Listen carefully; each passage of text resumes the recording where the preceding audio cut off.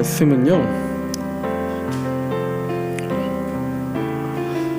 두 개의 본문인 스토리가 두 개가 있는 거죠. 처음부터 끝까지 씨를 뿌리는 이야기가 나오고 계속해서 씨 뿌리는 이야기, 뭐 가라지 얘기 나오고 반 이야기 나오고 하는데 하나의 이야기가 아니라 두 가지 스토리가 따로 있는 겁니다. 그러니까 1절부터 23절까지는 우리가 많이 들었던 말씀이죠. 씨 뿌리는 자의 비유. 밭의 종류가 네 종류가 있는데 씨 뿌리는 사람의 그 씨앗이 어떻게 되었다, 그런 스토리가 하나 있는 거고요. 24절부터 30절까지는 가라지 비유라는 본문입니다. 이렇게 두 개의 스토리가 있는데요. 제가 이제 오늘 여러분하고 나눌 말씀은 1절부터 23절 씨 뿌리는 자의 비유, 네 가지 밭, 그것을 말씀을 나누려고 하다가 24절부터 30절까지 가라지 비유는 제가 볼 때마다 되게 좀 새롭게 느껴지고 또 이제 어쨌든 중요한 메시지가 하나 있어서 잠깐 소개하려고 그냥 이것도 같이 보게 되었습니다. 가끔 이제 우리가 그런 질문할 때가 있잖아요. 하나님은 살아계시는가? 하나님이 살아계시다면 어떻게 이런 일이 있을 수 있는가? 이 세상에는 왜 악이 존재하지? 아니, 하나님은 전능하시다면서 왜 마귀, 원수, 사탄, 악 이것들을 없애버리지 않으시고 그대로 두시는 건가? 그리고 하나님이 정말 올바르시다면, 선하시다면 지금 이 세상이 이렇게 흘러갈 것인가? 이런 것들이 이제 무슨 사건 사고가 날 때마다 또 전쟁이 나거나 또 재해가 나거나 또 요즘같이 정말 생각지도 못한 여러 가지 악한 일이 일어날 때마다 드는 생각이죠. 이걸 우리만 하는 생각이 아니라 오래전부터, 몇백 년 전부터 또 몇십 년 전부터 신정론이라고 하죠. 신은 과연 정의로우신가? 신정론이라는 주제가 계속해서 하나님은 정말 정의롭다면, 하나님이 선하시다면, 하나님이 전능하시다면 어떻게 세상이 지금 이 모양 이 지경이지? 왜 그냥 두시지? 하는 그런 질문이요, 끝없이 이어져 왔고 거기에 대한 끝없이 답이 있었고, 하지만 어느 것도 하나 완전하게 우리 이성으로는 해결하지 못하는 어떤 역사와 현실이 있지만 그것을 초월하는 신비로만 고백할 수밖에 없는 그 질문이 바로 오늘 본문 말씀 가라지 비유를 보면 또 생각이 나는 거죠. 근데 이 가라지 비유 본문 말씀 잠깐 그런 관점에서 생각해 보셔도 이게 완전하게 우리에게 답을 주는 것은 아니죠. 하지만 하나님의 심중 가운데, 하나님의 마음 가운데, 하나님의 속성 가운데 이런 경우도 있구나, 어떤 경우에는 우리에게 도움을 줄 수 있는 본문입니다. 역설적이지만 이런 거죠. 악과 함께 있는 것이, 고통과 함께 했던 것이 도리어 우리를 위하는 길이었다라는 그런 내용인 겁니다. 가라지를 뽑아버리는 게 마땅해 보이는데요, 오히려 가라지, 이건 가라지는 밀속에 있는 잡초라고 하는데요, 이 가라지를 뽑지 않은 이유가 바로 우리를 배려하기 위한 것, 우리를 보호하려는 것이었다. 이 메시지를 그냥 생각하고 있다 보면 어느 날 떠오를 때가 있어요. 며칠 전에 여기 이제 교회 텃밭 조그맣게 있잖아요. 거기 이제 저희 아내가 참다 못해서 잡초를 다 뽑았죠. 제가 맨날 그냥 두니까, 제가 손도 안 대고 있으니까 아내가 다 나서서 뽑았습니다. 잡초를 이제 뽑으니까 깨끗하고 이제 좋더라고요. 또 그새 또 이제 며칠 사이에 또 나고 막 그랬지만, 근데 보니까 상추가 다 사라졌어요. 상추가 다 없어졌더라고요. 잡초를 뽑으면서 상추까지 다 뽑혀버린 거죠. 근데 저희 아내가 상추를 뽑으려고 뽑은 게 아닐 거 아니에요. 잡초가 너무 무성해서 막 뽑다 보니까 상추도 같이 잡초랑 뽑혀 버린 거죠. 그러니까 오늘 본문을 그냥 간단하게 생각하면 이런 거죠. 그런데 이게 이렇게 오늘 본문 말씀을 우리가 이 가라지 비유를 상추라든지 뭐 벼나 볼이라든지 밀이라든지 이런 인간이 아닌 뭐 식물, 곡식에다 비유를 하면, 그리고 밀 속에 섞여 있는 잡초, 가라지는 거, 가라지 뽑다가 그렇게 될 수 있으니까 그냥 두지 뭐. 또 그게 이제 어떤 농법 중에도 하나 그런 게 있잖아요. 그러면 이해가 안 되는 게 아닌데, 이걸 이제 우리가 비유인데 사람에다가 대입을 시켜버리면 이게 납득이 잘, 수긍이 안 갈 때가 있는 거잖아요. 아니, 가라지를 놔두면 가라지 때문에 가라지가 양분을 가져가서 밀이 잘 못 자랄 수도 있고 때로는 가라지 때문에 죽을 수도 있는 건데, 근데 그건 뭐 식물이니까 그러느니 하는데, 그걸 사람에다 대입해버리면 그럼 악 때문에, 고통 때문에, 마귀 때문에 하나님을 떠나는 사람도 있을 테고, 고통도 하거나 괴로워서 정말 죽을 지경에 있는 사람들이 있을 텐데, 그러면 차라리 악을 제거하고 하나님께서 악을 다 통제해버리는 게 더 나은 거 아닙니까? 라는 생각이 드는 거죠. 비유로 보면 그러려니 할 수 있는데, 이게 사람에게, 나에게, 지금 내 주변에 대입하면 어떻게 그냥 내버려 둘 수 있느냐. 하나님이 선하시다는데 왜 이런 악한 일이 계속되고, 왜 악을 없애지 않으시고, 왜 억울한 고통을 그냥 방치하시고, 그런 질문들에 대해서 아까 말씀드린 것처럼 이 본문이 완전하게 답을 주는 것은 아니지만, 이런 본문을 통해서 하나님의 마음속에 이런 보호의 마음, 배려의 마음이 있을 수 있구나라는 걸 기억하면 좋을 것 같고요. 아직 밀이 덜 익었으면 가라지를 뽑는다고 해버리면요, 그 가라지, 잡초 뿌리가 밀의 뿌리와 다 엉켜 있다라는 거예요.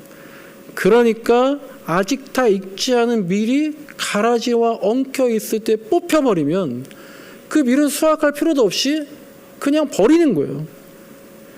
그러니까 쓸모가 없게 돼버리니까 열매를 맺을 때까지, 그때 뽑으면, 같이 뽑으더라도 열매 때문에 곡간에 따라 수확하니까 그때까지 기다리자라는 말씀이고요. 저는 이 말씀 보면서 이 말, 예수님의 이 말씀이 항상 기억에 남는 거죠. 그냥 둬라. 오늘 세 번역 말씀에는 내버려 둬라 그렇게 되어 있잖아요. 내버려 두어라, 가만둬라. 이 문장이 가끔 생각나는 상황이 있을 때 이 본문이 기억이 나곤 합니다. 세상에 종말이 와서 하나님의 심판이 있을 때까지, 추수할 때까지 이 세상에는요, 늘 악과 선이 혼재하고 뒤엉켜 있을 수밖에 없다고 합니다. 그 악과 선이 뒤엉켜 있을 때, 그것 때문에 괴로울 때, 그것을 어떻게 하고 싶어서 미쳐버릴 때에 마치 아담과 하와처럼 선악을 판단해버리고 싶은, 악을 뽑아버리고 싶은 유혹에 우리가 노출될 수 있는 거죠. 그러면서 우리가 일반적으로 나는 아니지요, 나는 선이지요 라고 생각하는 경우가 많이 있겠지만, 사실 내가 악일 수도, 내가 바로 잡초이고 내가 가라지일 수도 있다라는 겁니다. 그럴 때는 오히려 뽑지 말고 그냥 두라는 이 주님 말씀이 얼마나 다행인지 모르는 거예요. 생물학적으로는 가라지가 밀이 될 리가 만무하지만, 신앙적으로는 우리가 가라지의 상태에서 밀의 상태로, 좋은 곡식의 상태로 변화될 수 있는 신비가 존재하기 때문에 주님이 내버려 두시는 그 기간 동안에 우리가 변화되고 우리가 구원받을 수 있는 여지가 생기는 겁니다. 이 가라지 비유 볼 때마다 어떤 정답이 있는 것은 아니지만 이런 단상들이 떠올라서 잠시 말씀을 나눴고요. 이제 오늘 말씀을 보는데요, 씨 뿌리는 자의 비유 본문, 이 본문 4절부터 8절 보시면요, 농부가 씨를 뿌리는데, 저같이 농사를 해본 적이 없는 사람이 보면 정말 이해가 안 가는 장면이 나오죠. 아니, 왜 씨를 좋은 땅에 안 뿌리고 길가나 가시덤불에 뿌리고 있을까라는 거죠. 제가 뭐 농사를 해본 건 아니지만 어디 가서 모내기도 뭐 한두 번 해보고 로타리도 쳐봐서 씨앗을 심기도 하고 해봤는데, 모내기도 줄을 맞춰서 정성스럽게 하고, 로타리 친 밭에다가도 땅에 하나하나 구멍을 내가지고 씨앗을 심은 다음에 또 땅을 덮어주고, 그렇게 이제 정성을 다해서 심고 하는데, 오늘 본문은 그런 게 아니라요, 또 게다가 밭을 갈아엎어서 밭을 일구고 씨를 뿌리는 것도 아니라 막 그냥 씨를 뿌리는 거예요. 그러니까 요새도 이제 씨 뿌리는 방법에 뭐 두 가지 생각할 수 있잖아요. 뭐 줄 뿌리기라고 뭐 진짜 그렇게 얘기하는지, 하여간 줄을 맞춰서 줄 뿌리고 혹은 흩어 뿌리고 뭐 그런 게 있는데, 예수님 당시 이스라엘에서는 뭐 흩어 뿌리기를 했다는 것이고요. 근데 그렇게 흩어 뿌리는, 흙 뿌리기를 하기 전에도 땅을 일구지도 않았다는 것 같아요. 그러니까 돌밭이 있고 가시덤불이 있고 막 이제 그랬던 상황인데, 잘 이해가 가지 않지만 당시에 이렇게 농사를 지었다고도 하고, 뭐 예수님께서도 별다른 말씀을 특별한 설명이 없으니까 다 일반적으로 이해할 수 있는 그런 상황이었던 것 같습니다. 어쨌든 이제 그렇게 씨를 뿌렸더니 그 씨가 떨어진 밭의 상태에 따라서 그 씨앗의 운명이 결정되었다라는 겁니다. 여기서 씨는 당연히 말씀이죠. 복음이죠. 그리고 씨 뿌리는 농부는 누구겠습니까? 당연히 하나님이시죠. 예수님이시죠. 그러니까 결론부터 말씀드리면 하나님의 말씀의 씨앗, 어떤 성경 말씀, 복음의 소식, 이 씨앗의 열매, 씨앗의 운명은 즉 말씀이 실현되느냐 마느냐, 구원이 하나님 나라가 실현되느냐 마느냐, 이것은 어디에 따라서 결정된다는 겁니까? 밭의 상태에 따라서. 그 밭은 뭐예요? 우리의 마음밭을 말하는 거죠. 우리의 반응에 따라서, 우리의 응답에 따라서 결정된다라는 거겠죠. 그러니까 이거 결론부터 말씀드리면 그겁니다. 하나님의 책임이 아니라는 거예요. 우리의 책임이다라는 겁니다. 우리가 어떻게 하느냐에 따라서, 우리가 어떤 마음밭을 갖느냐에 따라서, 우리가 어떤 응답을 하고 어떤 반응을 보이냐에 따라서 똑같은 씨앗, 똑같아요. 씨앗은 그 하나님 말씀이 어떻게 실현될지가 결정이 된다는 거예요. 지금 마태복음 말씀들을, 유명한 말씀들을 그냥 같이 쭉 보고 계신데요. 지난주에 달란트를 받은 사람들, 제가 이제 그 말씀 드렸잖아요. 그것으로 이윤을 남길까 말까, 이것은 선택의 문제가 아니라 의무다라고 말씀드린 것처럼요, 우리는 좋은 땅이 돼야 될 의무를 가지고 있다는 거예요. 난 그냥 길가처럼 살래. 난 그냥 흙이 많지 않은 돌짝밭에서 뭐 그냥 그 정도면 되지. 난 그냥 가시덤불로만 있어도 돼. 이렇게 생각하는 사람은 아마 아무도 없을 거예요. 왜냐하면요, 그 세 가지 경우는 모두 씨앗이 어떻게 된 거예요? 좋은 땅, 옥토, 거기 말고는요, 씨앗이 다 결국은 죽어버리는 거잖아요. 길가에서 바로 새에서 먹혀버리건, 돌밭에서 뿌리가 났다가 조금 있다가 말라 죽건, 가시덤불에서 잘나다가 숨이 막혀서 질식해서 죽어버리던, 조금 살았다 죽던, 바로 새에게 먹혀버리건 결국은 죽어버리는 거예요. 나머지 세 가지 경우는 말씀을 사장시키는, 그러니까 우리가 여기서 선택해야 되는 건 하나밖에 없다라는 거예요. 좋은 땅.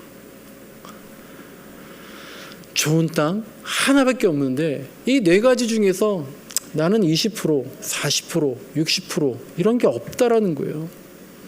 좋은 땅이 아니면 나머지는 하나님 말씀을 다 지식해서 죽여버리는 것과 똑같은 경우다라는 겁니다.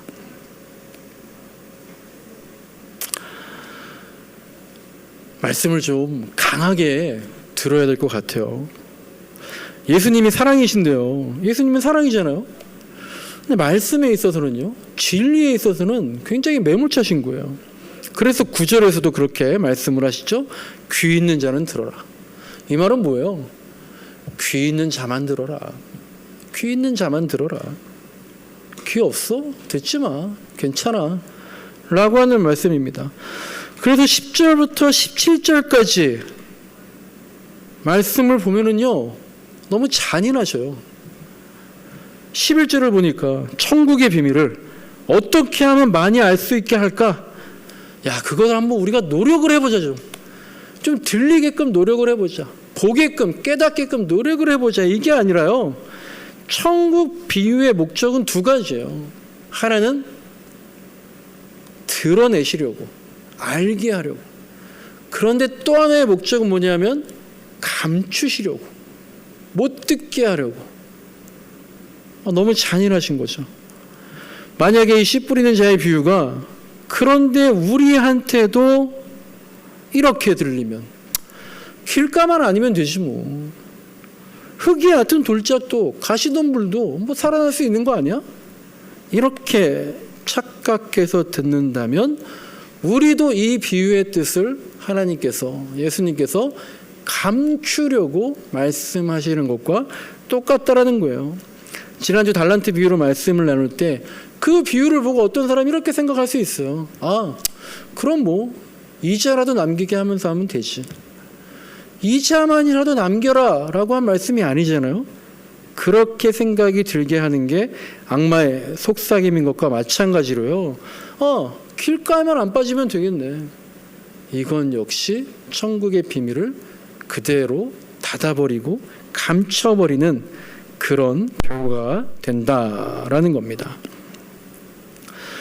마귀가 속삭이지 않을 때, 지난주에 제가 예수님 시험 당하시는 그 말씀 보고 이런 말씀을 드렸잖아요. 어떤 분이 저한테 그러시더라고요. 그 설교를 듣고요, 마음이 우울해졌대요. 왜냐하면 지금 내가 굉장히 행복한데, 너무 좋은데, 그래서 마귀의 속삭임이 들리지 않는 것 같다라는 거죠. 그런데 목사님 설교를 듣고 보니까, 아니 그럼 목사님 말씀대로라면 지금 나한테 마귀가 나를 보고 잘하고 있네, 내가 아무 말도 하지 않을게, 계속 그대로 살면 돼 라고 말하는 건가요? 라는 궁금증이. 지금 나의 행복은 하나님의 은혜가 아니라 마귀의 장난질인가요? 그래서 이제 우울하고 고민이 됐다라는 거죠. 제가 이제 오늘 본문 말씀 보면서 그분한테 이렇게 답하고 싶어요. 그렇게 들린 게 바로 좋은 땅을 가졌다라는 겁니다. 좋은 땅이기에 그렇게 들렸다라는 거예요. 좋은 땅을 가졌다고 해서 말씀만 들으면 그냥 무조건 기쁘고 신나고, 물론 그럴 때도 있지만 그렇지 않을 때도 있다라는 거예요. 좋은 땅을 가졌다면 예수님 말씀을 들으면 고민이 안 생길 수가 없는 거죠.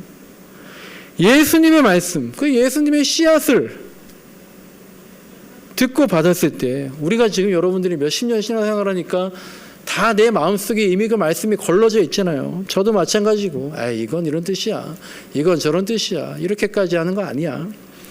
그런데 예수님의 그 씨앗 말씀을 듣고 받았을 때, 그 어마어마한 말씀을 듣고, 아니 정말 이렇게까지 해야 되는 게 그리스도인이야? 난 그럼 그리스도인 못해, 이런 고민이 생기지 않는다면 그게 오히려 비정상적인 상황일 수도 있는 거예요. 그게 오히려 가시덤불에 가려서 예수님 말씀에 진실이 보이지 않는 것일 수도 있고요.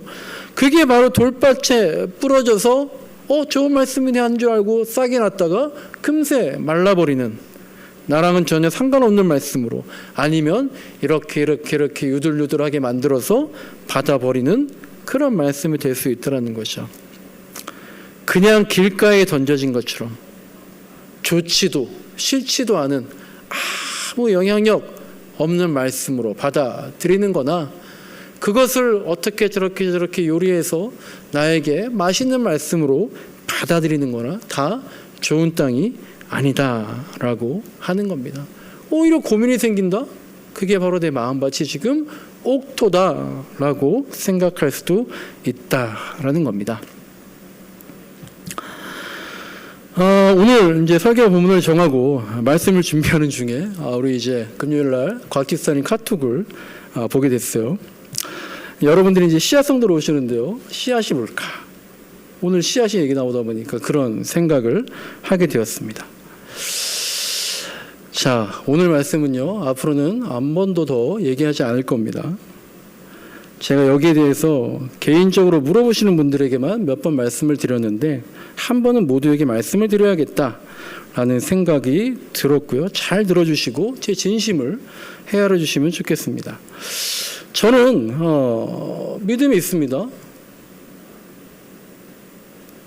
세상 사업을 해도요, 확신과 신념을 갖고 하는데, 교회가, 목사가 믿음이 없이 교회를 이끈다는 건 말이 안 되죠.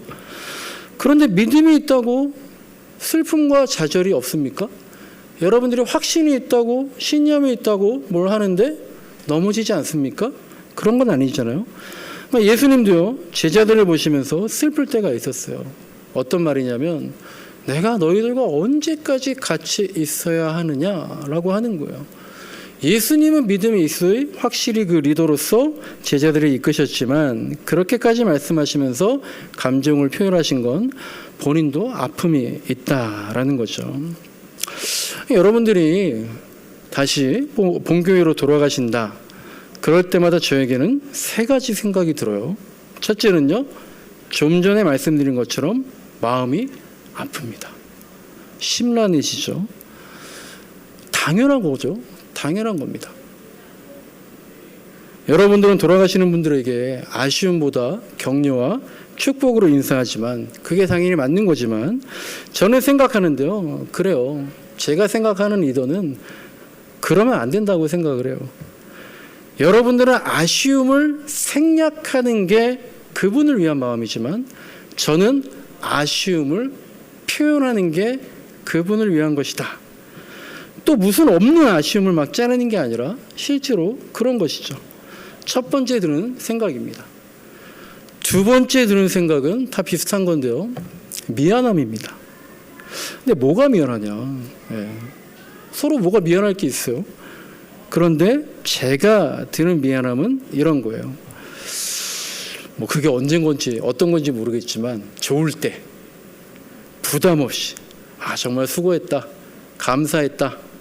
그렇게 배웅받으면서 가야 되는데 지금 가시는 분들이 뭐 왠지 다들 너무 죄송한 마음을 가지고 가려고 하는 그런 거죠. 그러니까 저는 말씀드리는 게 뭐 조심스럽긴 하지만 우리 교회가 안 되고 있다라고 생각하지 않습니다. 하지만 눈에 보이기에는 부족한 면들이 있는 거죠. 개척교회 가장 관심사는 뭡니까? 누군가 저에게 목사님 요즘 어떠세요? 그렇게 물어보신다면 뭘 물어보는 거죠? 뻔한 거죠. 어떻게 좀 인원이 늘었습니까? 라는 거죠.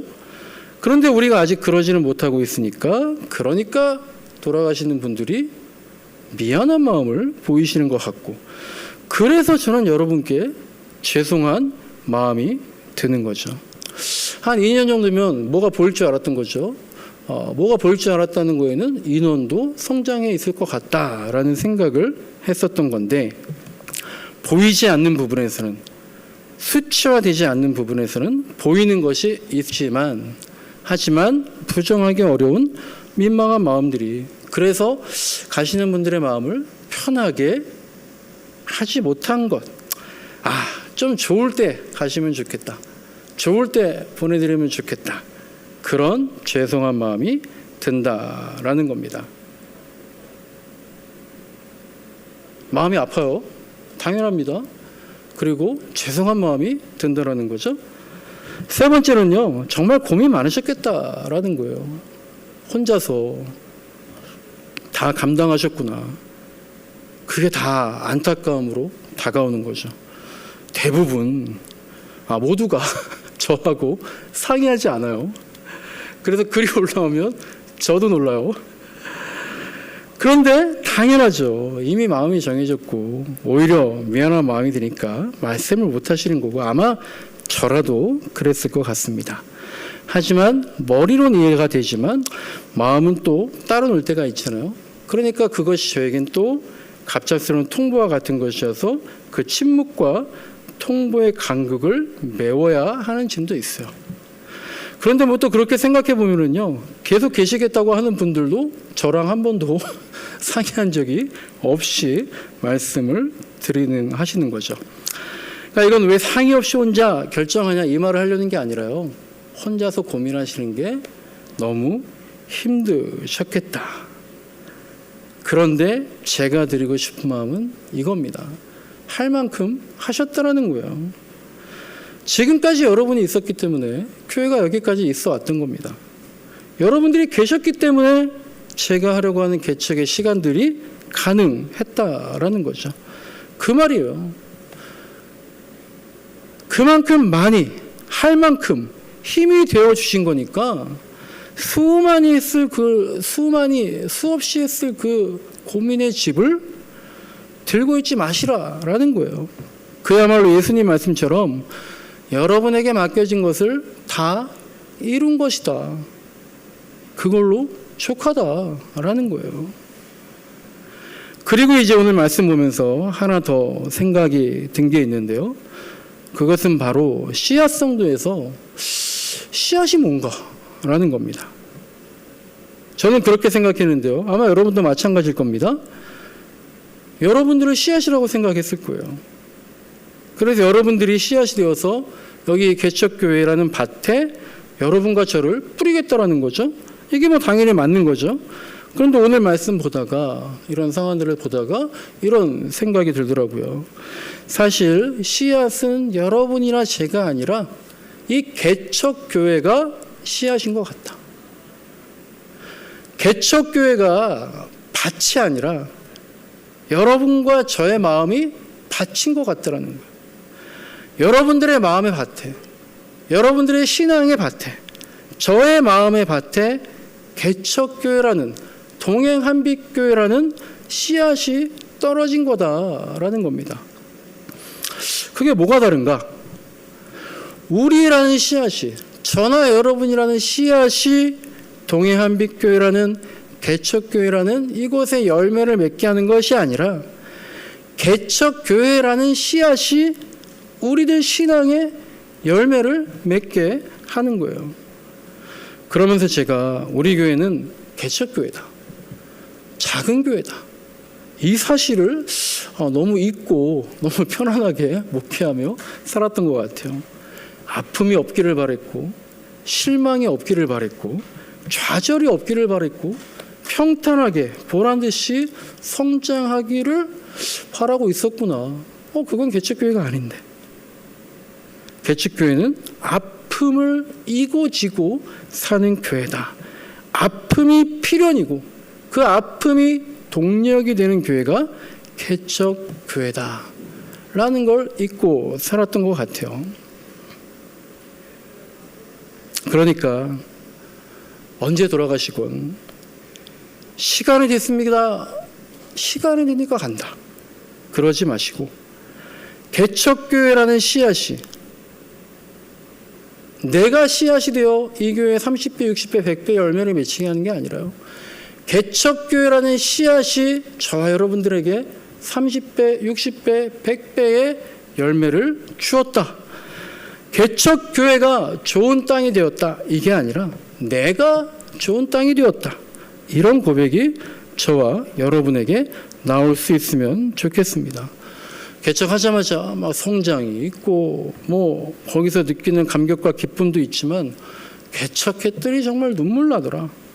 거기서 알게 되는 하나님의 동행, 그 눈물 속에서 예수님이 그 눈물을 쏙 잡아 빼서 눈물을 뚝 그치게 하는 것이 아니라요, 그냥 두겠다는, 내버려 두겠다는, 그것이 오히려 우리에게 배려와 용기가 되는, 이것이 가라지를 그냥 놔둔다는 말씀이구나, 그런 체험을 고백하면 좋겠습니다.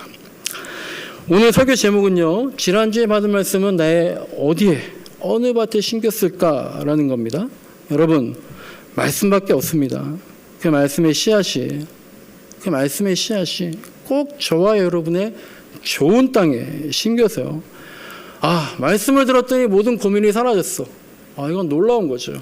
하지만 말씀을 들었더니, 주님 말씀하셨더니 멈춰서라고요? 여기서 어떻게 멈춥니까, 주님?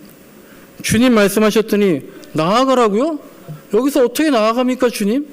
이런 고민들이 무지막지하게 들어서 그 고민을 자양분 삼아서 이 땅에 정말로 그리스도인다운 그리스도인, 한쪽 팔만 교회에 걸치고 사는 그리스도인이 아니라 두 발 모두 주님께 걸어놓는 그런 예수쟁이로 살기를 간절히 소망합니다.